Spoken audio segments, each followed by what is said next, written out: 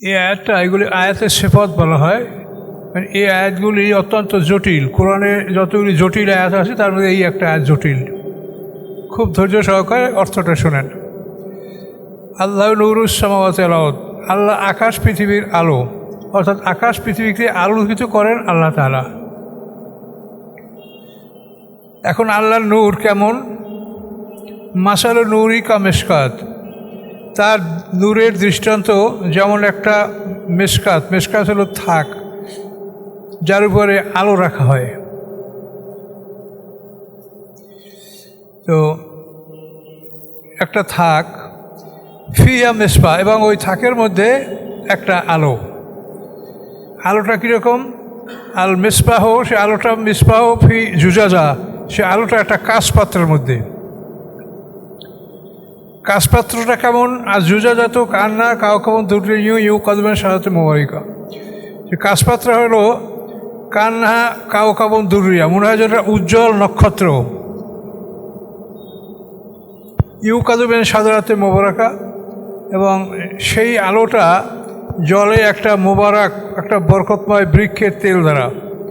সেই তেলটা কী তেল? জাইতুনা তেল, জাইতুন গাছের তেল। লা শারকিয়াত ওয়ালা গারবিয়া, পূর্বেও নয় পশ্চিমেও নয়।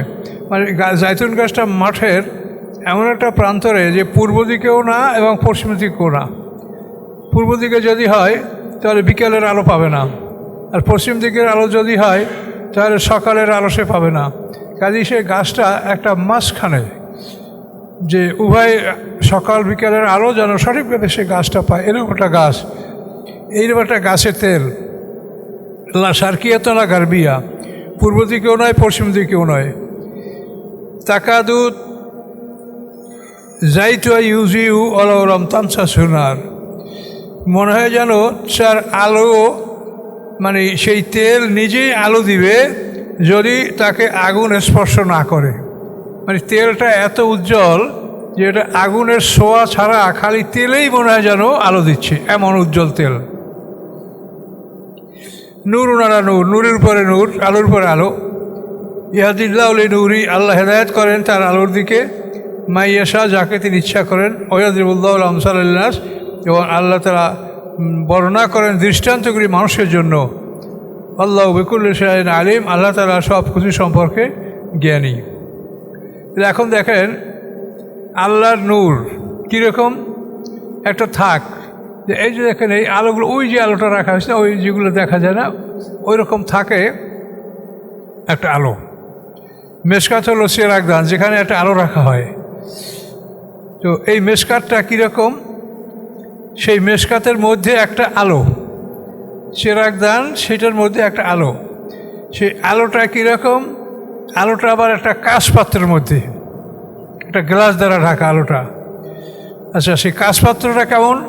যেরকম একটা উজ্জ্বল নক্ষত্র, সেই উজ্জ্বল নক্ষত্রটা এমন, এবং সেই কাঁচপাত্রের যে আলোটা, সেই আলোটা এমন যে ইউকাদু, যেটাকে জ্বালানো হয় সেই কাঁচপাত্রের আলোটাকে মেন সাজারাতেন মোবারকাটা বরকতময় গাছ দ্বারা। গাছটা কেমন? গাছটা হলো জাইতুন গাছ। লা শারকিয়াত ওয়ালা গারবিয়া, গাছটা পূর্বেও না পশ্চিমেও না। দেখেন এই মসজিদ, এখানে যদি পূর্ব প্রান্তে একটা আলো থাকে তো বৈকালের আলোটা পড়বে না, আর যদি পশ্চিম প্রান্তে থাকে তাহলে সকালের আলোটা পড়বে না। আর যদি মাঝামাঝি জায়গায় থাকে তো সকাল বিকালের আলো উভয় আলোটা পাবে। উভয় আলো যদি পায় একটা জৈতুন গাছে, তো ওই গাছের তেলটা খুবই সুন্দর, খুবই স্বচ্ছ, খুবই পরিষ্কার তেল বের হবে। এইরকম তেল দ্বারা এই আলোটা জ্বালানো হয়। এরকম আল্লাহর নূরের একটা দৃষ্টান্ত দেওয়া হয়েছে। ইয়াকাদু জাইতুহা ইউজিউ ওয়ালাউ তামসা সোনার, মনে হয় যেন তার আলো দিচ্ছে, ওই তেলটাই আলো দিচ্ছে যদি আগুন তাকে স্পর্শ না করে। আগুন স্পর্শ না করার সত্ত্বেও ওই তেল এত উজ্জ্বল যে তেলেই আলো দেয়। যেটার অর্থ হচ্ছে যে আমাদের মধ্যে যে আল্লাহ তাআলা নফসে মুতমাইন্না, নফসে লাওয়ামা, নফসে আমার, তিনটা নফস যে রেখেছেন, এর মধ্যে নফসে মুতমাইন্না এটা হলো আল্লাহর পক্ষ থেকে হেদায়েতের আলো। ফুজুর এবং তাকওয়া, মানুষের মধ্যে ফুজুর এবং তাকওয়া দুইটা শক্তি। ফুজুর হলো নফসে আম্মারা, আর তাকওয়া হলো নফসে মুতমাইন্না। তো তো এখন আল্লাহ বলছেন যে ওই তেলে আগুন স্পর্শ করা ছাড়াই আলো দেয়। তার মানে এই আলোটা মোমেনদের মধ্যে এমনভাবে উজ্জ্বলভাবে, আল্লাহর মুখলাস বান্দা যারা খাঁটি বান্দা তাদের অন্তরে আলোটা এত উজ্জ্বল যে আলোতে আগুনের স্পর্শ ছাড়াই এটা আলো দিতে দেয়। যেমন এই কোরআন নাযিল হওয়া, এটা হলো ওই তেলের সাথে আগুন আলো। আনজালনা আলাইকুম নূরাম মুবিনা, কোরআনকে আল্লাহ নূরাম মুবিনা স্পষ্ট নূর বলছে। এই কোরআনের আলো ছোঁয়ার আগেই তারা ভালো মন্দ বুঝতে পারে। মানে তেলটা এত উজ্জ্বল যে তেলের সাহায্যেই, মানে তেলের সাথে আগুনের স্পর্শ মানে কোরআন। এই কোরআন যখন এসে আমাদের এই তেলের নফসে মুত্তানের সাথে মিলিত হয় তখন তো আমাদের হৃদয় উজ্জ্বল হয়ে যায়। আমরা সব কিছু বুঝতে পারি, এটা ভালো, এটা মন্দ, এটা হালাল, এটা হারাম, এগুলো সব আমরা স্পষ্ট বুঝতে পারবো। কিন্তু আল্লাহ বলছেন যে এই তেলটা এমনই তেল যে এইটা আগুনের স্পর্শ ছাড়াই সেটা আলো দেয়। অর্থাৎ আমাদের মধ্যে যে নফসে মুতমাইন্না, যে আল্লাহর পক্ষ থেকে যে আলো দেওয়া আছে, এইটা যদি কোরআনের আলো স্পর্শ না করে, কোরআন আলো স্পর্শ করার আগেই এরা ভালো কাজ করে। বহু মানুষ এরকম আছে যে কোরআন নাযিল হওয়ার আগেই তারা ভালো কাজ করেছে পৃথিবীতে, এরকম বহু লোক আছে পৃথিবীতে। নবী রাসূলরা তো ছিলেন এবং এরকম অনেক মানুষ থাকে। দেখেন, ওমর ফারুকের ভগ্নিপতি সাঈদ, এই সাঈদ কিন্তু জান্নাতের রোকন, আশারে মুবাশশার রোকন, সাঈদ ইবনে যায়েদ। সাঈদ তার পিতার নাম যায়েদ।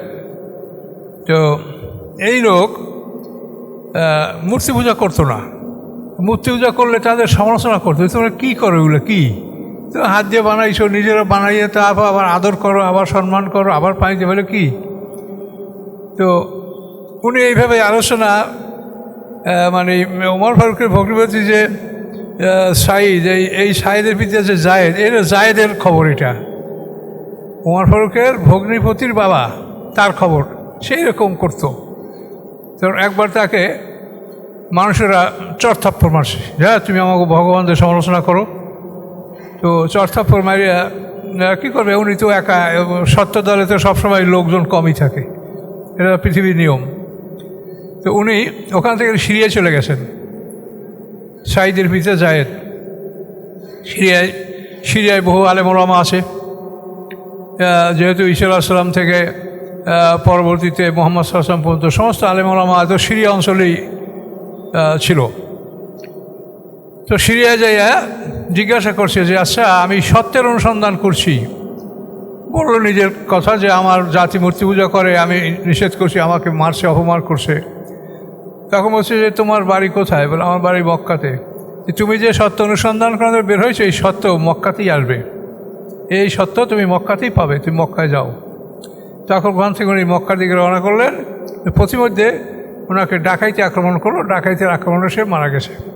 তো তখন এই সাঈদের পিতা, এই যে যায়েদ, ওমর ফারুকের তালই কী কেন আপনারা, তো সে মরার সময় দোয়া করছে যে আল্লাহ, আমি যে সত্যের অনুসন্ধান করে পেলাম না, এই সত্য থেকে আমার সন্তানের দ্বারা বঞ্চিত না থাকে, এই দোয়া করছেন। এবং সেই দোয়ার ফলে তারই ছেলে সাঈদ, হযরত ওমর ফারুকের ভগ্নিপতি সাঈদ, তিনি ইসলাম গ্রহণ করছেন এবং তাকে বাধা দিতে যাইয়া তার বোন ফাতেমা সাঈদ এদের সামনে ওমর ফারুক সেখানে দুঃখিত হয়েছেন, মার খেয়েছেন।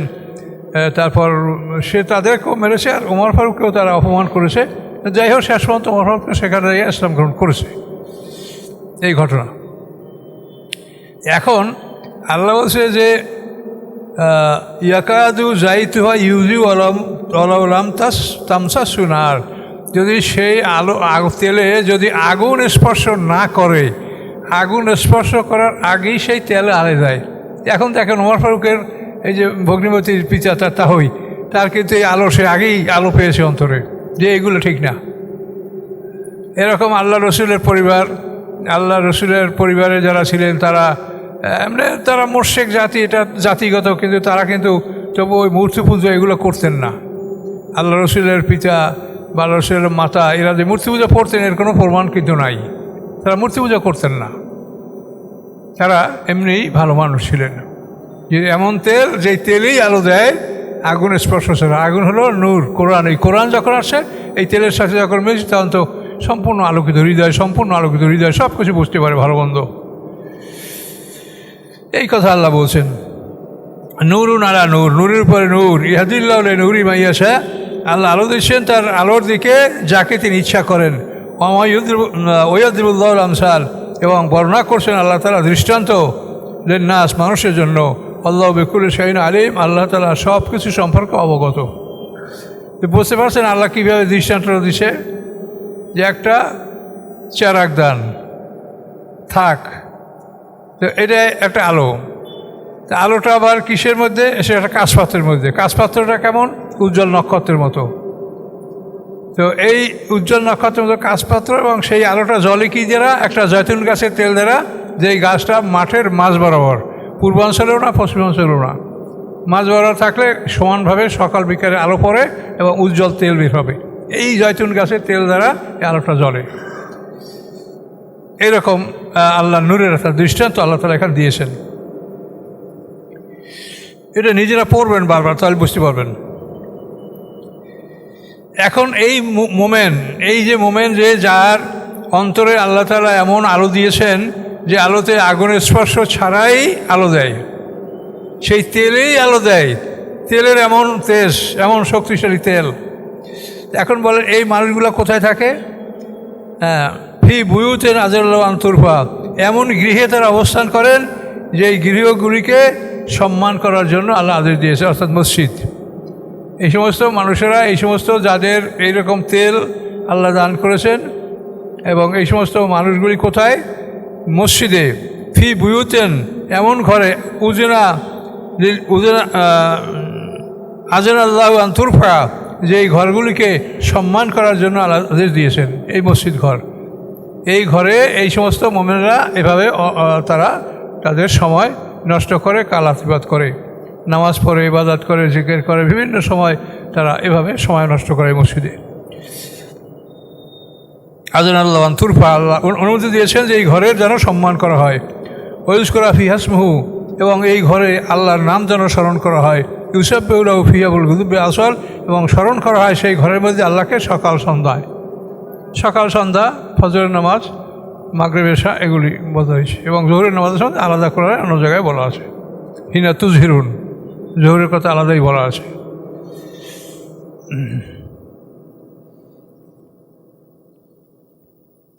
রিজালুন লা তুলহিহিম তিজারাতুন ওয়ালা বাইউন আন যিকরিল্লাহ, কতগুলি মানুষ লা তুলহিহিম, তাদেরকে গাফেল করে না, তিজারাতুন, কোনো ব্যবসা বাণিজ্য এবং কোনো বেচা কিনা, আন যিকরিল্লাহ, আল্লাহর জিকির হতে, ওয়া ইকামাস সালাতে, এবং নামাজ কায়েম হতে, ওয়া ইতা যাকাত, এবং যাকাত প্রদান করা হতে, এগুলি থেকে তাদেরকে কোনো রকম বাধা আসে না। ইয়াখাফুনা ইয়াওমান, এবং তারা ভয় করে এমন একটা দিনে, তাতাকাল্লাবু ফিহিল কুলুবুল আবসার, যেদিন পাল্টে যাবে মানুষের হৃদয় এবং চক্ষু, হৃদয় এবং চক্ষু উল্টে যাবে, এমন একটা ভয়ঙ্কর দিনকে তারা ভয় করে। রিজালুন লা তুলহিহিম তিজারাতুন, এই যে মানুষ যাদের এই ধরনের তেল আল্লাহ দিয়েছেন, এই তেলওয়ালা মানুষগুলোর সম্বন্ধে আল্লাহ বলছেন তারা এমন মানুষ যে লা তুলহিহিম তিজারাতুন ওয়ালা বাইউন আন যিকরিল্লাহ, যে তাদেরকে গাফেল রাখে না ব্যবসা বাণিজ্য এবং বেচা কিনা আল্লাহর জিকির হতে, নামাজ কায়েম হতে এবং যাকাত আদায় করা হতে। ইয়াখাফুনা ইয়াওমান, এবং তারা ভয় করে এমন একটা দিনকে, তাতাকাল্লাবু ফিহিল কুলুবুল ওয়াল আবসার, যেদিন মানুষের চক্ষু এবং হৃদয় উল্টে যাবে, এত ভয়ঙ্কর দিন। লিয়াজিয়াহুমুল্লাহ আহসানা মা আমিলু, আল্লাহ তাআলা পুরস্কার দিবেন তাদেরকে, আহসানা মা আমিলু, উত্তম পুরস্কার, যা তারা আমল করেছে, তার আমলের উত্তম বিনিময় আল্লাহ দান করবেন। ওয়াজিদু মিন ফাদলি, আল্লাহ বাড়িয়ে দেবেন তার নিজের পক্ষ থেকে অনুগ্রহ, তাদের প্রাপ্য যারা দিবে, এবং আল্লাহ নিজের পক্ষ থেকে অনুগ্রহ আরও বাড়ায় দিবেন। আল্লাহু ইয়ারযুকু মান ইয়াশাউ বিগৈরি হিসাব, আল্লাহ যাকে ইচ্ছা তাকে রিজিক বাড়িয়ে দেন। আল্লাযীনা কাফারু, যারা কাফের, আমালহুম কাসরাবিন, তাদের আমলগুলো হলো শরাব। শরাব মানে মরীচিকা। মরীচিকা হলো মানে মরুভূমিতে আপনি দেখবেন যেন তুফান, ওরে বাপরে বাপ, তুফান চলছে, আমার সাথে গিয়ে নিয়ে যখন মক্কা থেকে মদিনায় যাচ্ছি, তো যাইতে তো অনেক 500 কিলোমিটার রাস্তা, অনেক মরুভূমি পার হতে হয়। তো আমার সাথে আমার খুব বন্ধু মানুষ, সে ওই মরুভূমিতে দেখে এদিকে বিরাট সমুদ্র, এদিকে পানি, এদিকে তুফান, বালু বালু যে ওরে বাতাসে, তাতে মনে হয় যেন তুফান হচ্ছে নদীতে। আমার ভালো করে দেখেন, এইটার নামই মরীচিকা। এইটার নামই মরীচিকা, যে বালু তুফানের মতো হয়, পানির মতো মনে হয় যেন পানি উথাল পাতাল করছে, কিন্তু আসলে সেটা মরীচিকা। এটার নাম সারাব, মিরেজ, মরীচিকা। আল্লাহ বলেন আল্লাযিনা কাফারু, যারা কাফের, আমালুম কাসারাবেন, তাদের আমলনামা হলো মরীচিকার মতো। বেকিয়াতেন, কিয়াতেন মানে মরুভূমিতে। ইয়াহসাবু জামানু মা, ধারণা করে পিপাসু, তৃষ্ণার্ত ব্যক্তি তাকে পানি। যে পিপাসু ব্যক্তি, পিপাসু কোনো প্রাণী জানোয়ার, এটা পানি মনে করে, পানি করে সেদিক দৌড়ায়, যত দৌড়ায় ততই দেয় কিছু না, যত দৌড়ে মনে করে সামনে বোঝায় পানি, কিন্তু পানি কোথাও নাই, শেষ পর্যন্ত দৌড়ে দৌড়েতে প্রাণগুলি বের হয়ে যায়, মরে যায়। এই মরীচিকায়, এই মরীচিকার মতো হাসরের ময়দানে একটা দৃশ্য আল্লাহ করবেন। হাত্তাই যাহু, যখন তারা এই মরীচিকার কাছে আসবে, লাম ইয়াজিদু শাইয়া, সেখানে তারা কিছুই পাবে না, কিচ্ছু নাই। অজাদ আল্লাহ ইনদাহু, সেটা পাবে সেখানে, আল্লাহকে পাবে সেই মরীচিকার কাছে। ওয়াফাউ হিসাবাহু, আল্লাহ তার হিসাব সেদিন সেইখানে বুঝে নেবেন। আল্লাহ সারিউল হিসাব, আল্লাহ দ্রুত হিসাব গ্রহণকারী। এই মরীচিকায় পানি মনে করে তৃষ্ণার্ত অবস্থায় মরীচিকার কাছে যাবে, গেলে কিছুই পাবে না, পাবে সেখানে আল্লাহকে, যে আল্লাহ সেখানে উপস্থিত এবং বলবে তোমার হিসাব বুঝিয়ে দাও, এবং আল্লাহ হিসাব বুঝিয়ে নেবেন এবং বুঝিয়ে দিতে হবে। এগুলো এক দৃষ্টান্ত।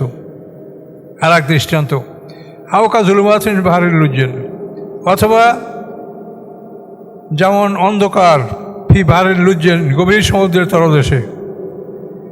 এগুলো আমার 50,000 বছর সমাজের দিন, সেই দিনে এইগুলো লেখা আছে, এই যে কিয়ামতে এই দৃশ্যগুলো হবে, সেই বইটা আপনারা পড়বেন। আওকা জুলুমাতিন ফি বাহারিল লুজ্জেন, অথবা যেমন অন্ধকার গভীর সমুদ্রের মধ্যে। ইয়াকশাউ মাউজুন, ঢেকেছে সেই সমুদ্রকে তুফান। মেম ফাউকি মাউজুন, তুফানের উপরে তুফান। মেম ফাউকি সাহাবুন, তার উপরে মেঘ। তুফান, তুফানের উপরে তুফান, তার উপরে মেঘ। মেম ফাউকি সাহাবুন, জুলুমাতুন বাজুয়া ফাউকাবাজ, অন্ধকার একের উপরে আর এক।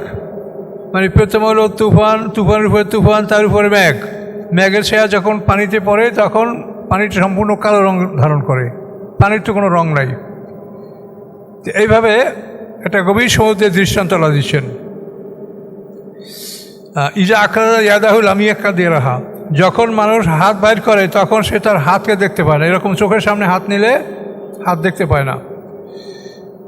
অমান লামিয়া জাল্লাহুল্লাহ নূরান, এবং যার জন্য করবে না আল্লাহ তাআলা কোনো আলো, ফামা লাহু মিন নূর, তার জন্য কোনো আলো থাকবে না।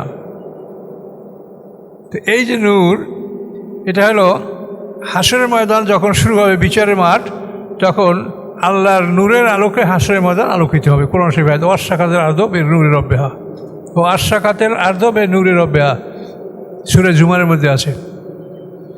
আল্লাহর নূরের আলোকে হাসরের ময়দান আলোকিত হবে। তো আল্লাহ তাআলা এই বিচার করবেন, এই বিচারের মধ্যে হঠাৎ করে আল্লাহ তাআলা তার নিজের নূর, এটা আল্লাহ তাআলা বন্ধ করে দেবেন। আল্লাহর আলোটা আল্লাহ বন্ধ করে দেবেন।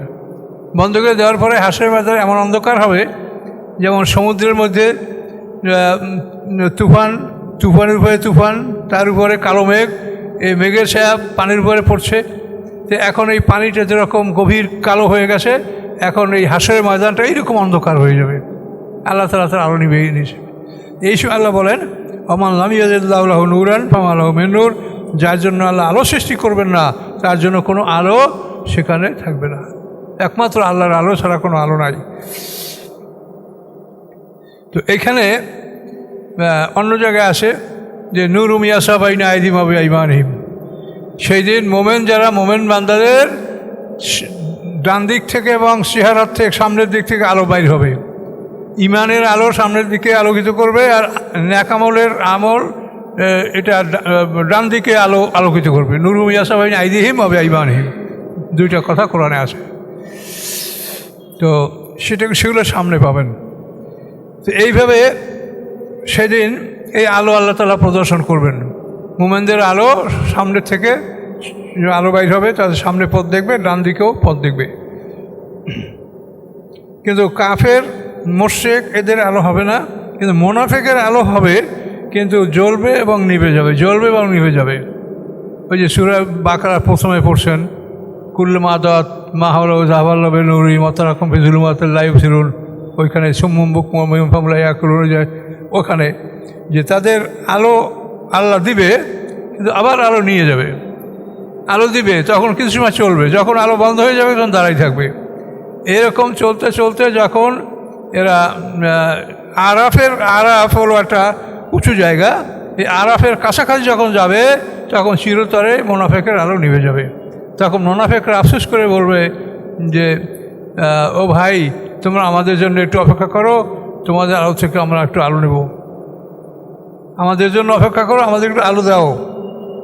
তখন গায়েবে একটা আওয়াজ হবে, কিলার যে ওরা আকুম, পিছনের দিকে ফিরে যাও, ফালতামেসু নুরা, পিছন থেকে তোমরা আলো নিয়ে আসো। তখন ওরা মনে করবে যে আরও পিছনে। তার কারণ একটা বিপদগ্রস্ত মানুষ, তাকে যে যা বলে সে তাই করে, তার কোনো হুঁশ থাকে না। এরা মহাবিপদ, এখন ওরা মনে করতে আলো বোধহয় পিছনে, তখন ওরা পিছনের দিকে ফিরবে। পিছনের দিকে ফিরলে তখন মোমেনের আলো নিয়ে আগাই যাবে। তো এখন এই চলাফেরার কারণে মোমেনের আগাই যাবে, ওরা পিছনে ফিরবে, মাঝখানে একটা ফাঁকা জায়গা হবে। আল্লাহ বলেন ফাজুরে বা বাইনম্বে সুর লাহুবাব, যে এই ফাঁকা জায়গায় একটা প্রাচীর নির্মাণ করে দিবেন, সেই প্রাচীরের দরজা থাকবে। সেই প্রাচীরের ভিতরের দিকে যারা থাকবে তারা মোমেন, বাইরের দিকে যারা থাকবে তারা কাফের।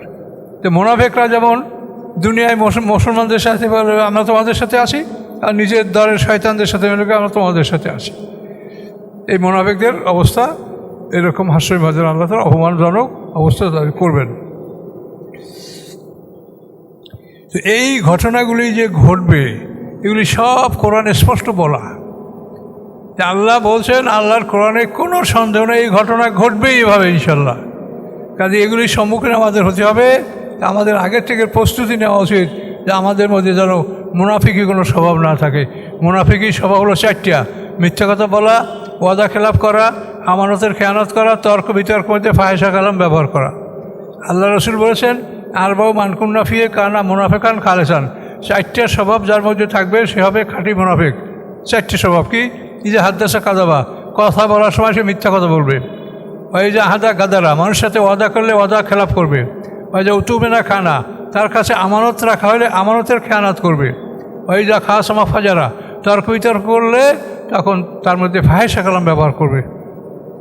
রসুল বলেন, ওয়াইনসাল্লাহ সমা জামান্য মুসলিম, যদি এই লোক রোজা রাখে, নামাজ পড়ে এবং নিজেকে মুসলমান ধারণা করে, তবুও কিছু কাজ হবে না, এই লোকটার খাঁটি মুনাফিক।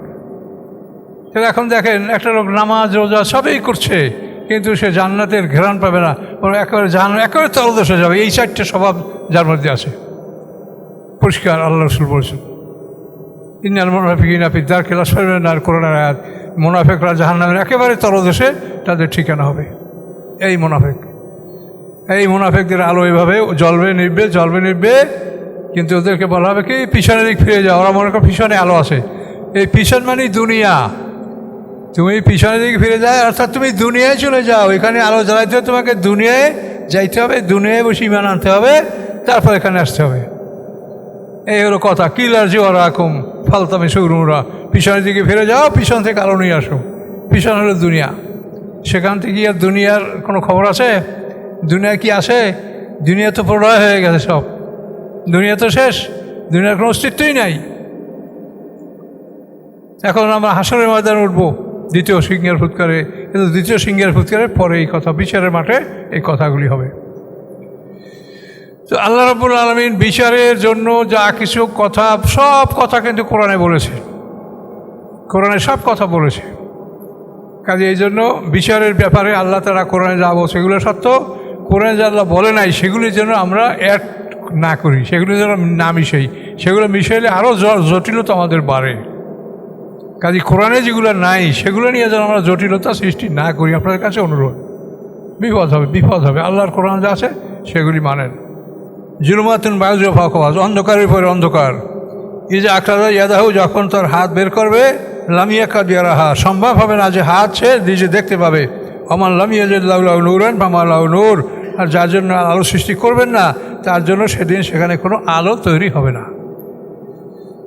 কাজে এগুলি এদিকে সূরায় আছে যে এখানে রব্বানা আতমিম লানা নূরানা, মুমিনরা আল্লাহকে দোয়া করবে, আল্লাহ আমাদের আলো পরিপূর্ণ করে দেন, আমাদের আলো নিভে না যায়। আলোর জন্য তারা দোয়াকে ভয় করবে। আর কোনো মুমিন দাঁড়াবে না যে আমার আলো আরেকজনে দেখুক। সে আলোটা এমন হবে, সে আলো দ্বারা যার পথ সেই দেখবে, আরেকজনে দেখবে না। এই একটা আলো যেন আমরা সবাই দেখতে পাচ্ছি, কিন্তু ওখানে সেটা হবে না। ওই হাসরের ময়দান যে আলো, এটা যে ইমানদার তারই আলো হবে, সে নিজের পথ দেখতে পারবে, আর কেউ দেখতে পারবে না, এরকম আলো হবে। কাজে এগুলো সব কোরআনের কথা। এই কথাগুলো সত্য। আল্লাহ এভাবে হাসরের ময়দানে 50টা জায়গায় পরীক্ষা করবেন এবং বিচার করবেন। এই এক একটা জায়গা থেকে আমাদেরকে আরেকটা জায়গায় নিয়ে যাওয়া হবে। এখানে এটা পরীক্ষা হয়ে গেলে আবার আরেকটা জায়গায় নিয়ে যাওয়া হবে। সর্বশেষ পরীক্ষা হলো সূরা জুমার, ওয়াসিকাল্লাযীনা কাফারু, ওখান থেকে মানে এদের সর্বশেষ সূরা জুমারের সর্বশেষ 50টা পরীক্ষার ওইটা সর্বশেষ পরীক্ষা। আমরা আজকে আর আগাবো না, কারণ আজকের কথাগুলো খুব কঠিন। এই এক রুকু পর্যন্ত থাকবে। এই রুকুটা আপনারা ভালো করে পড়েন, নিজেরা পড়াশোনা করেন নিজেরা, তাহলে বুঝবে। আমাদের তাফসির বা অন্য কোনো তাফসির আপনাদের কাছে যা আছে এগুলো পড়েন, পড়লে এগুলো ভালো করে বুঝতে পারবেন যে হাসরের ময়দানে নূর আলোটা কীভাবে হবে। কি ভয়ঙ্কর অবস্থা। এই রুকু পর্যন্ত থাকলো আজকে, বুঝলেন? 40 পর্যন্ত গেলাম। আস্তাগফিরুল্লাহাল্লাযী লা ইলাহা ইল্লা হুয়াল হাইয়ুল কাইয়্যুম ওয়া আতুবু ইলাইহি লা হাওলা ওয়া লা কুওয়াতা ইল্লা বিল্লাহিল আলিয়্যিল আযীম। আল্লাহুম্মা সাল্লি আলা মুহাম্মাদ ওয়া আলা আলি মুহাম্মাদিন কামা সাল্লাইতা আলা ইব্রাহিম ওয়া আলা আলি ইব্রাহিম ইন্নাকা হামিদুম মাজিদ। কামা বারাকতা আলা ইব্রাহিম ওয়া আলা আলি ইব্রাহিম। তাহলে মুনাফিকের আলামতগুলো মনে আসছে আপনাদের সবার? মুনাফিকের আলামত কয়টা? 4টা। এই যেন একটাও যেন আমাদের মধ্যে না থাকে ইনশাল্লাহ। মিথ্যে কথা বলবেন না। আল্লাহ যা করার তাই করবে। বিপদ আপদ ভালো মন্দ যা কিছু আল্লাহর হাতে। আর মিথ্যা কথা আপনি বলবেন না। আপনাকে আল্লাহ রক্ষা করবে। এটা আমাদের জীবনেও বহু ঘটনা ঘটেছে যে আমি সত্য কথা বলেছি, কিন্তু আমার যারা ইনকোয়ারি করেছে তারা আমার কথা সত্য বিশ্বাস করেনি। তারা যা বলছে তাই লিখছে, এবং তারা যা লিখছে তাতে আমার বিরাট উপকার হয়েছে। আর আমি যেটা সত্য বলছি সেইটা যদি তারা বিশ্বাস করতো তারা আমার বিরাট ক্ষতি হইতো। তা আমি দেখছি যে আল্লাহ করেছে, এটা আমার কোনো হাত ছিল না। কাজে আল্লাহ তাআলা আপনাকে রক্ষা করলে আল্লাহই করবে। আপনি আল্লাহর পক্ষ অবলম্বন করবেন এবং সত্য পথে থাকবেন, সত্য কথা বলবেন, আল্লাহ রক্ষা করবে ইনশাআল্লাহ। মিথ্যা কথা এমন একটা জিনিস, শিরকের সমকক্ষ গুনাহ। ফাজতানিবু রিজসা মিনাল আওসানি ওয়াজতানিবু কাওলা যুর, সূরা হজের মধ্যে আল্লাহ বলছেন যে মূর্তি পূজার থেকে বাঁচো এবং মিথ্যা থেকে বাঁচো। মূর্তি পূজা এবং মিথ্যা কথা এগুলো সম পর্যায়ের অপরাধ আল্লাহ কোরআনে বলছেন। কাজে খবরদার, এই মুনাফিকের আলামত 4টা। আমি আবার বলছি, মিথ্যা কথা বলা, ওয়াদা খেলাপ করা, আমানতের মাল, মসজিদের টাকা, মাদ্রাসার টাকা, সালিসির জন্য টাকা জমা হয়েছে, এই জাতীয় সম্পদ, আমাদের দেশে যত সম্পদ, এই সরকারি ব্যয়, এগুলো সব আমানত। প্রত্যেকটা সম্পদ আমানত। এটা জনগণ, আপনারা এই দেশে 800 মানে 1600-1700 কোটি, কত মানুষ এখন 18 কোটি মানুষ আমরা এই দেশে। এই আমাদের সব সম্পদ হলো একটা আমানত। এই আমানতের দায়িত্ব হলো সরকার। এরা এই আমানত আমাদের কাছে সব সঠিকভাবে বন্টন করে, এটাও তাদের দায়িত্ব এবং কর্তব্য। কিন্তু তারা কি করছে সেটা তারা দেখবে।